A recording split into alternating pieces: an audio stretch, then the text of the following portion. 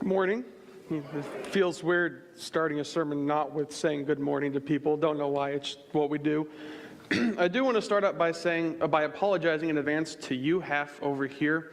When you're preaching, when you're speaking in front of people, you want to, spread the love, give attention to everyone. But it's a little crowded over here, so you naturally gravitate away from the crowding. That's just how it happens, so I apologize in advance. I'm not ignoring you guys. That's just how it tends to happen. So just so you know, I'm not ignoring you. It's, as much to you as to you guys. But, so raise your hand if you are married. I'll put my hand down here because I'm not. So keep your hand up. Raise your hand if you're seeing someone or dating or talking, or I ask you and you say, I don't know, maybe, possibly, it's complicated. Okay. And for those of you who are neither of those categories, that's where I am. It's okay. It's fine. We have cats. We have dogs. It's whatever. But those of you who don't, you have friends, right? You have close friendships. Women probably more so than men. That's just how it happens. But you have friends. And when you have these friends, when you have these spouses, these significant others, you spend time with them. And when you spend time with them, you open up to them. Women, again, more so than men. Guys, as long as there's a game on, we're fine. But you spend time with them, you open up to them. And if the other person is not there, they seem checked out, they seem not present, it bothers you a little bit, right? Women, when you're pouring out your heart to your guy, to your man, or maybe to your other women, and they're checking their phone, or they're, watching the game, or if they're just spacing out, as we tend to do, it bothers you a little bit. Men, when you're trying to share a joke or tell a funny story for the 17th time, and the wife's not listening, or she finishes the story for you so she can get back to what she's doing around whatever, it bothers you a little bit, right? Because you feel like they're not present with you, they're not there with you. And there's a lot of reasons for that, depending on who you are, but one of the key reasons is because we're meant to be present in creation where we've been placed. We're meant to be present with each other in creation where we've been placed. And so when you're bothered because the person you're with, the person you're on some level trying to open up to, be vulnerable with, when they're not present with you, that's actually your mind, your body, your spirit saying something's not right, because we're supposed to be present with each other. That being said, there's a deeper level to everything. While we're meant to be present in creation, it's not supposed to end there. We're meant to be present in creation, present with each other in creation, because that's one of the big ways God has chosen to reveal himself to us. So if you're present in creation, and by creation, I don't just mean nature. I don't mean out looking at trees or watching waterfalls, but, we are created beings. So that's present with each other. That's present in buildings together, because buildings are a product of God's creation. So just in this, we'll call it plane of existence to make it sound deep and mystical and whatever. We're meant to be here because this is where and the way that God has chosen to reveal himself to us. That's how we learn things about God. If you sit in a room by yourself with nothing around you, God will still reveal himself to you, but it's a lot easier to see things about God when you go out and you look at Niagara Falls, or you talk with people and you see how people are and how people operate, or there's lots of different ways. But God has chosen to reveal himself through creation, so we need to be present in creation. The issue that people run into, the issue that I run into, that I imagine at least a couple of you run into, imagine that basically every person in here has run into since the beginning of time, is when we are not present in a healthy way, in a good way, where we are, we miss what God is trying to reveal to us. We miss the bigger picture of what is happening. And that's basically the story of Israel's history right out the gate. We're going to look at, you don't have to flip to it, I'm just going to tell you briefly. So Israel, if you don't know, if you missed the entire first half of this big book here, it was, God chose a man. This man was a dusty old man. He was older than dirt. And his wife was not quite as old, but still older than dirt. And he said, you know what, you're too old to have kids, so I'm going to make a nation out of you. And then so he, of course, did his God thing. And after Abraham screwed it up multiple times trying to do his own thing, God said, I'm still going to give you a son. He took that son and he gave him a son. And then he made people and people and people. And, kind of like how rabbits do, they multiplied. And over the course of this, ended up moving to Egypt. And Egypt, there's a lot of things happening there. They were enslaved there. And then God led them out of that slavery, just doing little things like sending massive plagues, turning the world's largest river red, doing little things like that, and then helped them walk across an entire gulf of ocean on dry ground and then closing it back up, just little things that God does, the day-to-day, whatever. And then he brought them to a mountain and he said, you're a scattered group of people. I'm going to unite you. I'm going to give you purpose. I'm going to give you structure. I'm going to do what no other God in history has done and tell you what I expect from you, what I want from you. You're not just at the mercy of my whims. And so they, screwed up at points along the way periodically, as people do. But he did that. He brought them out of that. He brought them to this place, and he told them, I'm going to give you this place. This place is beautiful. It's incredible. It's yours for the taking. It's on a silver platter. Here you go. And this is where Israelites did what Israelites do best. They were blinded to the spiritual realities by their present context. So they did what they did, and they sent 12 people in, because it's always got to be 12 with Israel, because, that's kind of the way it is. So they sent people in to look at the land, look how beautiful the land is, how are they going to take the land. They came back, and 2 of them said, dude, it's ours, it's beautiful, it's great. They got grapes this big around, like it's milk and honey forever. It's perfect. All we got to do is take it. God's given it to us. And the other 10 people said, well, you know what? We're a scattered group of people. We have no organization, no function. We've all been making bricks for all our lives. We don't know how to fight. These people are giants, trained warriors. They have huge walls. And so the Israelites did what Israelites do best, and they were blinded to the spiritual realities of what God was doing, and they decided to not take the land that God was giving to them. So they missed the fact that despite the fact that they were this unorganized, scattered group of people, God was telling them, I'm doing something amazing here. I'm continuing this work that I've started. I'm giving this to you. All you have to do is take it. And they missed it, completely blind to that fact. And so if you read the rest of the Old Testament, you're going to see fallout from that incident, and you're going to see time and time again where Israelites missed what God was doing because they were blinded by some earthly need or some context or some tradition or you name it, they were blinded by it. And so we're going to fast forward a little bit, skip a couple hundred years, and we're going to end up in John. That's where we're going to be today. But before we get to John 10, where we are, we're going to look at John 5. For those of you who are thinking 5 comes before 10, that means we've already heard about John 5. That's true. We're just going to flash back briefly and see that the problem has not gone away. So, beginning of John 5, he's in the middle of his ministry. He's going around, he's teaching, he's healing, he's doing all these incredible things. And he sees this man who's been lame for 38 years. No, that doesn't mean he was a stick in the mud for a long time. It means he could not walk for 38 years.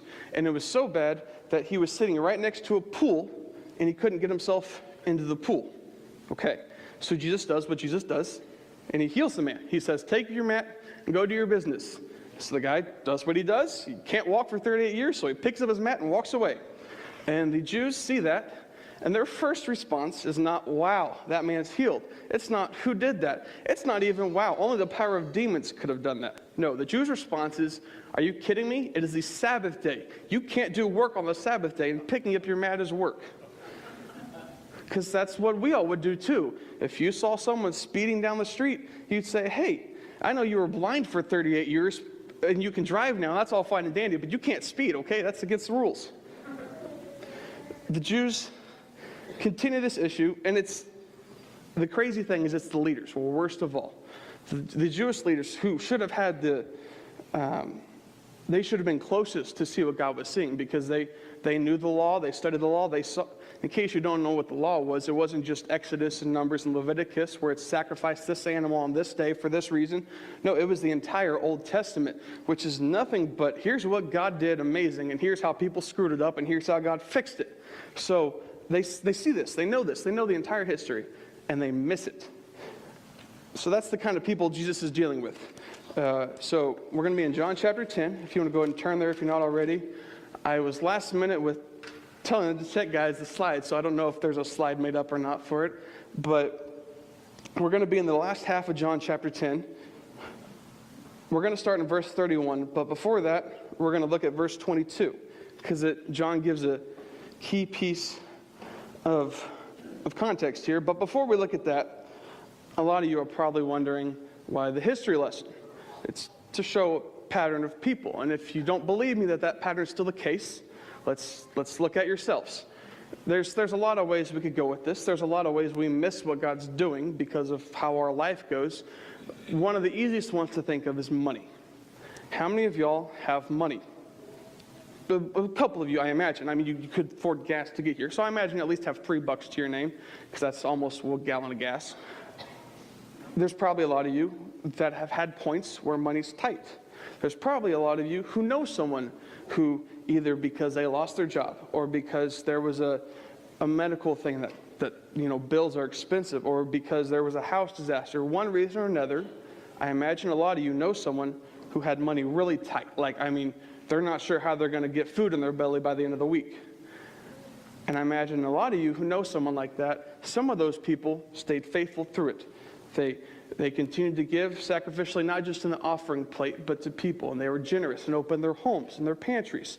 And they stayed faithful, and God blessed them. And then for one reason or another, he chose out of the mercy of his heart to give these people a job, or to sustain them in this period of joblessness. And we look at those people and we say, wow, that's amazing. God did this great thing. That's awesome. But I got to make sure all my I's are dotted and T's are crossed and all the dollars line up so that I can afford to make it through next month. And God doesn't even factor into the equation. I imagine there's a couple of you who could reconcile with that, who could empathize with that, who've been in that situation. Or maybe it's a medical thing. Maybe you look at someone who this disease, whatever it was, had them I knew a girl in high school, and over the course of a couple months, went from just, normal as could be, to she couldn't move from the neck down. And there was prayers and prayers and prayers. And one night, she was healed. She just got up and could walk. Doctors couldn't tell you any reason. They had no idea. She just walked up in the middle of the night, walked to her dad and said, I'm all better now. So we hear stories like that occasionally, and we think, man, I got to make sure that my body's a perfect specimen so that I don't get sick. And God doesn't factor into the equation. We tend to be blinded to what God could possibly be doing because we're so concerned and we're so unaware of the spiritual realities, the bigger realities of things, because we're so caught up in the day-to-day of life, of history, tradition, of you name it, and we've probably been blinded by it. So it's not just the dusty old Israelites with the long beards and the funny robes who lived in the desert that had that problem. It's us nowadays. But that's only part of the issue. But we're going to look at John chapter 10, and we're going to see how Jesus handles people being spiritually blind. And in verse 22, John tells us that this happened during the Feast of Dedication. Now, for those of you who don't know, that's Hanukkah. And I can't say it. Nathan could say it better than I can. I can't really do the phlegm thing. Nathan's been studying Hebrew, so he's got those weird, funny sounds. I think Israelites and Jews just have better sounding holidays than we do. Hanukkah, Rosh Hashanah, and we have Easter, St. Patrick's Day. I don't know. Not as fun names. That's beside the point. Anyway, I just thought about that, and that's funny. But so Hanukkah. If you don't know what Hanukkah is, it's probably because it's not talked about anywhere in the Old Testament. It's not a festival that was established in the Old Testament when the Jews were still a whole country of Israel. This was something that happened in the one page between the end of Malachi and the beginning of Matthew, where there was 400 years of events that happened that we don't talk about in here. What happened was, over the course of that time, they had screwed up time and time again. They had been unfaithful time and time again. So God had subjugated them, and they were taken over by this man called Alexander the Great.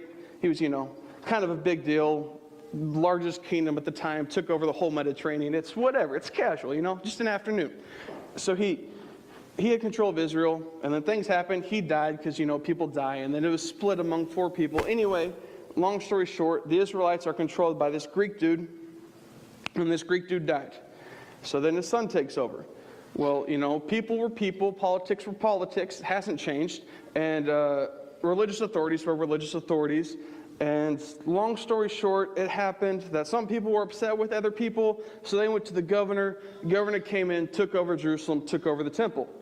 And he did the worst thing he could possibly think of, and he took a pig, which we think bacon, the Jews think incredibly unclean, ceremonially unclean, don't put that anywhere near the temple. He brought it into the temple, and he sacrificed it on the altar.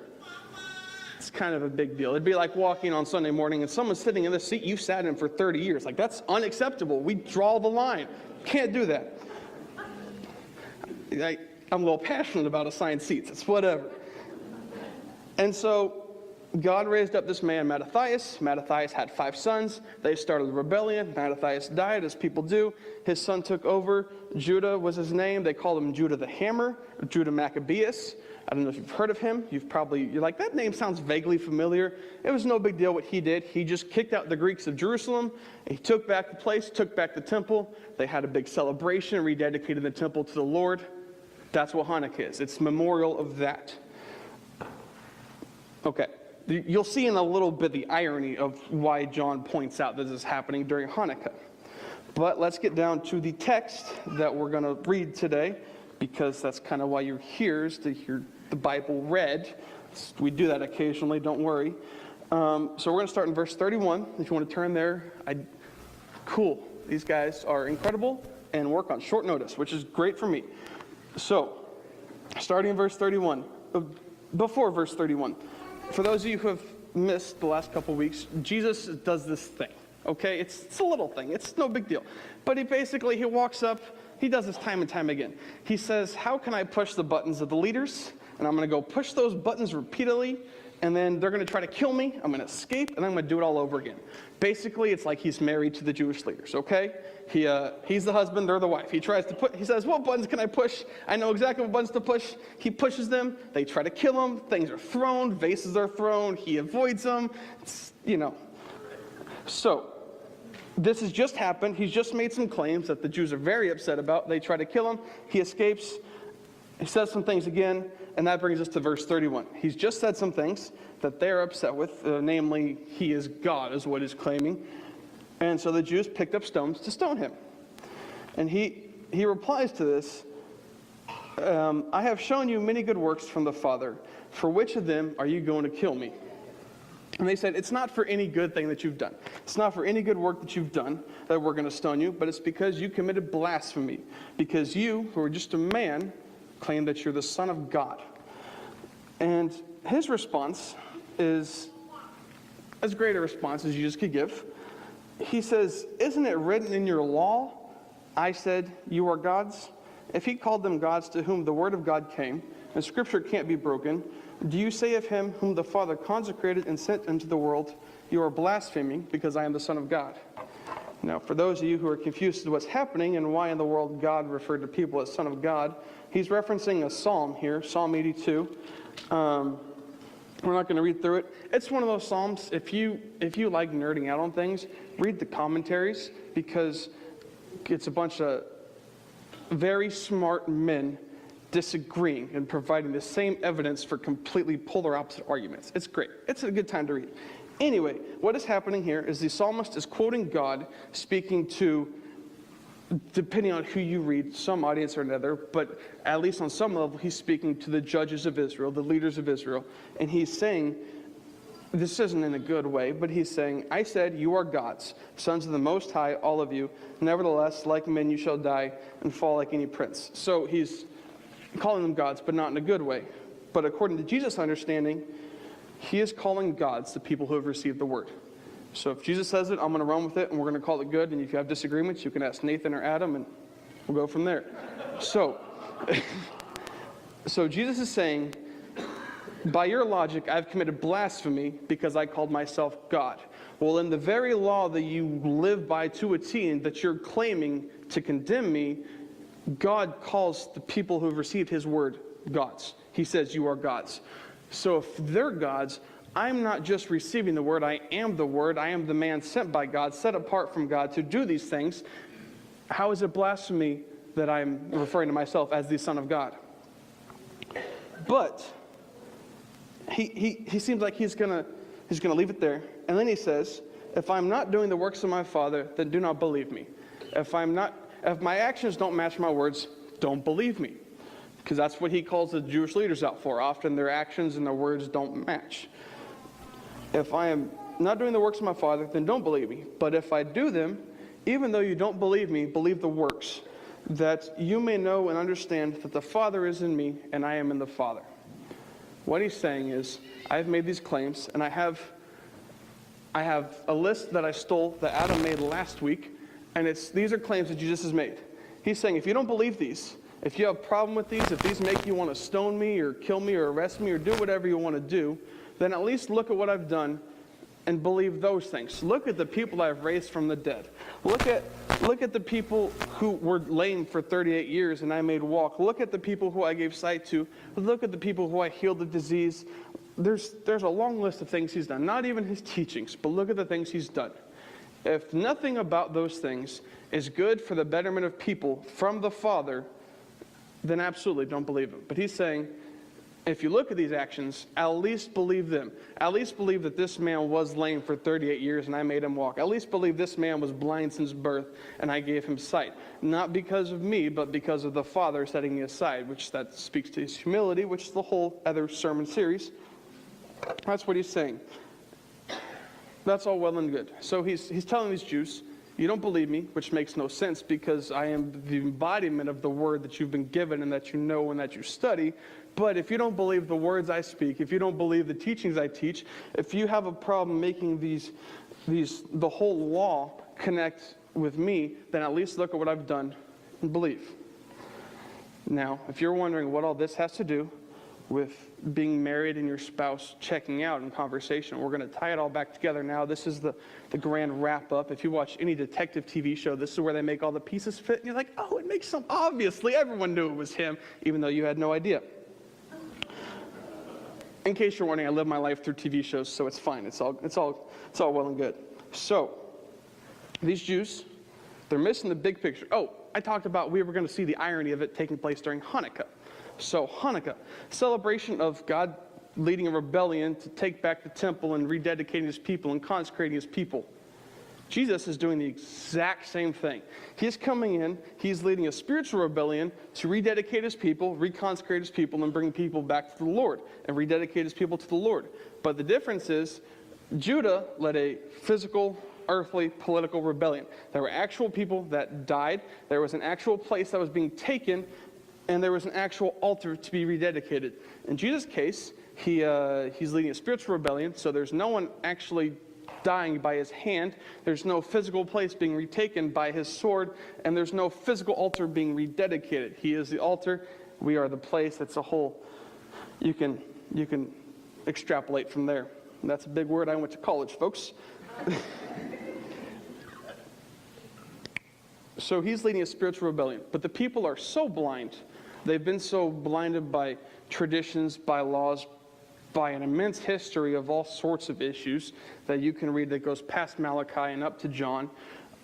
They're so blinded by this world around them, by their views of themselves, by their views of God that are incorrect, that they're missing the fact that God is doing the exact same thing, which they're actually celebrating, and they're missing it. They are completely blind to it. They're missing it all by a mile. Not only do they not think that he's the Son of God come to save all mankind, but they actually think he's either a lunatic or of the devil. So, what does that have to do with us? We've already established we can be spiritually blind. So, now's the time when a lot of people get up and say, okay, so go do this, go do that, go do the other, and you'll be good. That'll fix your blindness. John seems to believe the solution to blindness is belief. Well, how do you believe? You got to know. You got to know God. And then that leads to belief, which leads to more knowledge. It's a back and forth. But he calls us to believe. Well, how do we believe? How do we get to know him? Well, he's revealed himself to us through this creation that we're meant to be present in. So, you study creation, not just you go out and look at nature. I mean, you can look at Niagara Falls, it's just water, and you can look at a glass that you filled from the fridge. It's just water. They're both water. That's exciting.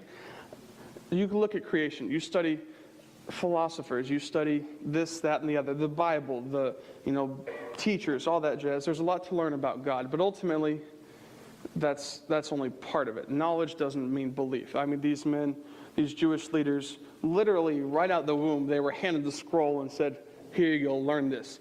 They had the entire Pentateuch, the first 5 books, memorized by the time they were like 5 or 6. And I forget my favorite verse sometimes, so that's embarrassing.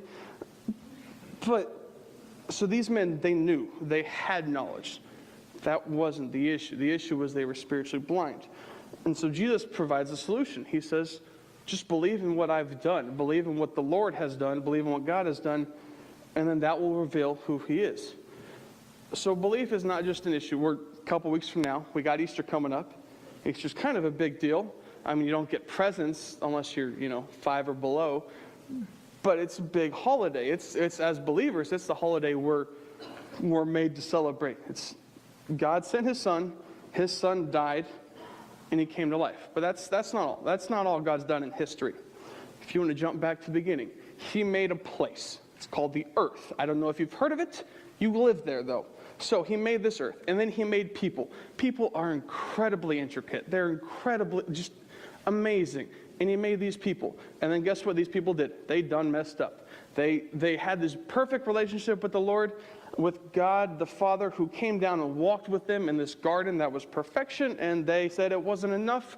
So he disciplined them as a loving father does, and then they had kids. Those kids screwed up, and he disciplined them as a loving father does, but he redeemed it. And then those people screwed up, and back and forth and back and forth. And so he said, this isn't working, so he sent a flood that took out the whole world, and he started up a new lineage. And then that still didn't work because people continued to mess up. And so he said, I'm going to make a people that are my people. They're designated to me. I'm going to call them out. I'm going to let them know I have a special relationship with them. And it started with Adam, that dusty old fart who shouldn't have been able to have kids, but he ended up fathering a whole nation. And then he did that. He brought them to this place that was this incredible place they should have never lived in because they shouldn't have been able to take it. And he gave it to them. And then guess what? They screwed it up again because they were blind to what he was doing because they were so caught up in their reality. So he just, continually sent in people to discipline them, and then they came back to him, and he redeemed them and did these incredible things, and then he disciplined them because they screwed up, and back and forth and back and forth. And so finally he said, you know what? Well, I say finally, he's outside of time, so that's a whole other theological discussion.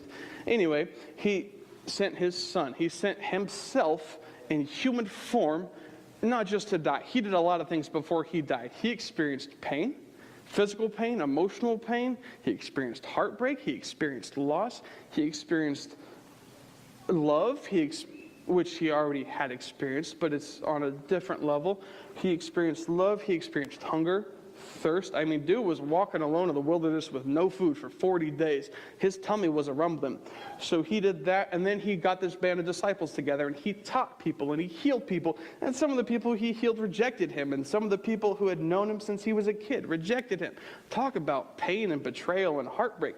And then these people he got together, and one of his closest friends, one of his closest disciples, sold him out for money to the people who had been trying to kill him. So after all this work of trying to draw these people in to show these people the light, they killed him, not just in an easy way, but in an embarrassing, a shameful, a painful way. That didn't stop him. He then rose from the dead, didn't die again. That's incredible, but that's not where the story ends. That's not all he did. Easter is amazing. I literally can't downplay the importance of the cross and the empty tomb. I've read books by men who are like 80 years old, and they've been studying it their whole life, and they still don't have a handle on how grand thing it is. So it's a big deal. But that's not where it ends. He then sent his Holy Spirit into this people who were kind of ignorant, like they were fishermen and carpenters and tax collectors. They didn't do much with their life, and somehow they started a church that, I don't know if you've heard of it, it's called the Christian Church. It's kind of a big deal in some parts of the world. It's taken over, and they've done terrible things that God has redeemed. They've done great things. It's led to healing people. It's led to great charities being done, great works being done, people coming together, relationships, forgiveness, all through the power of the Holy Spirit. So that's kind of a big deal.